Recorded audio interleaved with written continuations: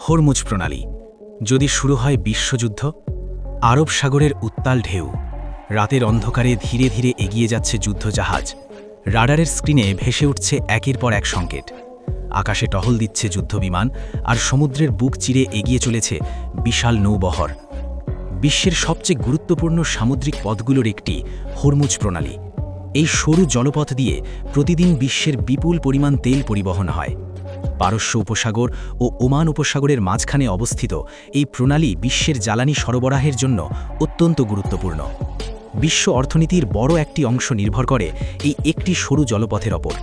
কিন্তু যদি একদিন এখানে শুরু হয় বড় ধরনের সংঘাত, যদি উত্তেজনা এতটাই বেড়ে যায় যে যুদ্ধ শুরু হয়ে যায়, আর সেই যুদ্ধে জড়িয়ে পড়ে বিশ্বের শক্তিশালী দেশগুলো, তাহলে কি হবে পৃথিবীর ভবিষ্যৎ? ধরা যাক, মধ্যপ্রাচ্যে উত্তেজনা ধীরে ধীরে বাড়তে শুরু করেছে।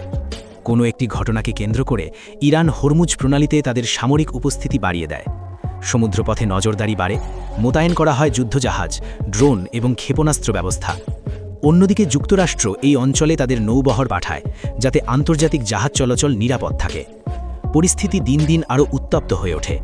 দুই পক্ষের মধ্যে উত্তেজনা এমন পর্যায়ে পৌঁছে যায় যেখানে একটি ভুল সিদ্ধান্ত বড় সংঘাতের সূচনা করতে পারে। একটি ভুল আঘাত, একটি ভুল বোঝাবুঝি, আর সেই মুহূর্তেই শুরু হয়ে যেতে পারে এক ভয়াবহ যুদ্ধ। এই পরিস্থিতিতে বিশ্বের অন্যান্য বড় শক্তিগুলো চুপ করে থাকবে না। চীন, যাদের অর্থনীতি ব্যাপকভাবে জ্বালানি আমদানির উপর নির্ভরশীল, তারাই পরিস্থিতিকে গভীরভাবে পর্যবেক্ষণ করবে। হরমুজ প্রণালী যদি বন্ধ হয়ে যায়, তাহলে চীনের শিল্প ও অর্থনীতি বড় ধাক্কা খেতে পারে। তাই চীন কূটনৈতিকভাবে অথবা সামরিকভাবে এই সংকটে জড়িয়ে পড়তে পারে। অন্যদিকে রাশিয়া, যারা দীর্ঘদিন ধরে যুক্তরাষ্ট্রের অন্যতম প্রতিদ্বন্দ্বী শক্তি হিসাবে পরিচিত, তারাও এই পরিস্থিতিতে নিজেদের কৌশলগত অবস্থান শক্ত করতে পারে। বিশ্ব রাজনীতির জটিল সমীকরণে এই সংঘাত রাশিয়ার জন্য একটি সুযোগ হয়ে উঠতে পারে। উত্তর কোরিয়াও এই পরিস্থিতিতে গুরুত্বপূর্ণ ভূমিকা নিতে পারে। তাদের পারমাণবিক শক্তি ও ক্ষেপণাস্ত্র প্রযুক্তি বিশ্ব রাজনীতিতে সবসময় আলোচনার কেন্দ্রবিন্দুতে থাকে। যদি সংঘাত বড় আকার ধারণ করে, তাহলে উত্তর কোরিয়াও তাদের অবস্থান স্পষ্ট করতে পারে, যা পরিস্থিতিকে আরও জটিল করে তুলবে। যদি এই যুদ্ধ দীর্ঘস্থায়ী হয়ে যায়, তাহলে তার প্রভাব শুধু যুদ্ধক্ষেত্রেই সীমাবদ্ধ থাকবে না। বিশ্বব্যাপী তেলের দাম দ্রুত বৃদ্ধি পেতে পারে। অনেক দেশে দেখা দিতে পারে জ্বালানি সংকট, বিদ্যুৎ উৎপাদনের সমস্যা দেখা দিতে পারে, বন্ধ হয়ে যেতে পারে শিল্প কারখানা, আর শুরু হতে পারে অর্থনৈতিক অস্থিরতা। বিশ্বের উন্নয়নশীল দেশগুলো এই সংকটের সবচেয়ে বড় ভুক্তভোগী হতে পারে। জ্বালানির দাম বাড়লে পরিবহন খরচ বাড়বে, খাদ্যের দাম বেড়ে যাবে, আর সাধারণ মানুষের জীবনযাত্রা কঠিন হয়ে উঠবে। বাংলাদেশ সহ অনেক দেশ এই প্রভাব গভীরভাবে অনুভব করতে পারে। সবচেয়ে ভয়ঙ্কর আশঙ্কা হলো যদি এই সংঘাত পারমাণবিক পর্যায়ে পৌঁছে যায়। যদি কোনো দেশ পারমাণবিক অস্ত্র ব্যবহার করে, তাহলে সেই মুহূর্তে পৃথিবীর ইতিহাস এক নতুন অন্ধকার অধ্যায়ে প্রবেশ করতে পারে। মানব সভ্যতা এমন একটি বিপর্যয়ের মুখোমুখি হতে পারে যার ক্ষতিপূরণ করতে লেগে যেতে পারে শত শত বছর। এই সম্ভাব্য পরিস্থিতি আমাদের একটি গুরুত্বপূর্ণ প্রশ্নের সামনে দাঁড় করায়: যুদ্ধ কি এড়ানো সম্ভব? বিশ্বনেতারা জানেন, এই ধরনের সংঘাত শুধু একটি দেশের ক্ষতি করবে না, বরং পুরো পৃথিবীর জন্য হয়ে উঠবে এক বিশাল বিপর্যয়। তাই কূটনীতি, আলোচনা এবং আন্তর্জাতিক সহযোগিতাই হতে পারে এই ধরনের যুদ্ধ ঠেকানোর সবচেয়ে কার্যকর উপায়। আজকের পৃথিবী আগের যে কোনো সময়ের চেয়ে বেশি সংযুক্ত। একটি অঞ্চলের যুদ্ধ খুব দ্রুত পুরো পৃথিবীতে ছড়িয়ে পড়তে পারে।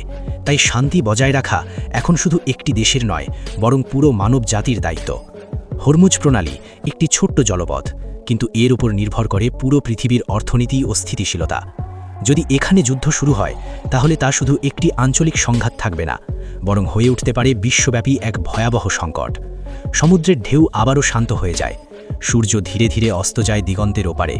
কিন্তু প্রশ্নটি থেকে যায়, যদি সত্যি একদিন হরমুজ প্রণালীতে যুদ্ধ শুরু হয়, তাহলে পৃথিবী কি সেই ঝড় সামলাতে পারবে?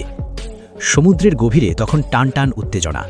যুদ্ধজাহাজগুলোর মধ্যে দূরত্ব কমতে থাকে, আর আকাশে ড্রোনের সংখ্যা বাড়তে থাকে। প্রতিটি দেশ চেষ্টা করছে নিজেদের অবস্থান শক্ত করতে, কিন্তু একই সাথে পরিস্থিতি নিয়ন্ত্রণের বাইরে চলে যাওয়ার আশঙ্কাও বাড়ছে। এই সংঘাতের একটি বড় দিক হল তথ্যযুদ্ধ। আজকের আধুনিক যুদ্ধে শুধু অস্ত্রই নয়, তথ্য একটি শক্তিশালী অস্ত্র। সোশ্যাল মিডিয়া, স্যাটেলাইট ছবি এবং আন্তর্জাতিক সংবাদ মাধ্যমের মাধ্যমে মুহূর্তেই ছড়িয়ে পড়ে যুদ্ধের খবর। বিশ্বের কোটি কোটি মানুষ তাদের মোবাইল স্ক্রিনে দেখতে থাকে যুদ্ধের প্রতিটি মুহূর্ত। এদিকে বিশ্ববাজারে শুরু হয় বড় ধরনের অস্থিরতা। স্টক মার্কেট ধীরে ধীরে পড়ে যেতে থাকে, তেলের দাম বেড়ে যায় কয়েক গুণ। বড় বড় কোম্পানি তাদের উৎপাদন কমিয়ে দেয়, কারণ জ্বালানি খরচ হঠাৎ বেড়ে গেছে। বিশ্বের বিভিন্ন দেশে পরিবহন খরচ বেড়ে যায় আর তার প্রভাব পড়ে খাদ্যের দামে। বন্দরগুলোতে আটকে পড়ে অসংখ্য জাহাজ। বিশ্বের বিভিন্ন দেশে কাঁচামালের সরবরাহ কমে যেতে থাকে। কারখানাগুলোতে উৎপাদন বন্ধ হয়ে যেতে থাকে আর লক্ষ লক্ষ শ্রমিক তাদের চাকরি হারানোর আশঙ্কায় পড়ে। এই পরিস্থিতিতে আন্তর্জাতিক সংস্থাগুলো সক্রিয় হয়ে ওঠে। বিশ্বের বড় বড় দেশ কূটনৈতিক আলোচনায় বসার চেষ্টা করে। একটি যুদ্ধ যেন আর বড় আকার না নেয়, সেই চেষ্টায় শুরু হয় জরুরি বৈঠক। কিন্তু যুদ্ধক্ষেত্রে পরিস্থিতি সবসময় আলোচনার মতো সহজ নয়।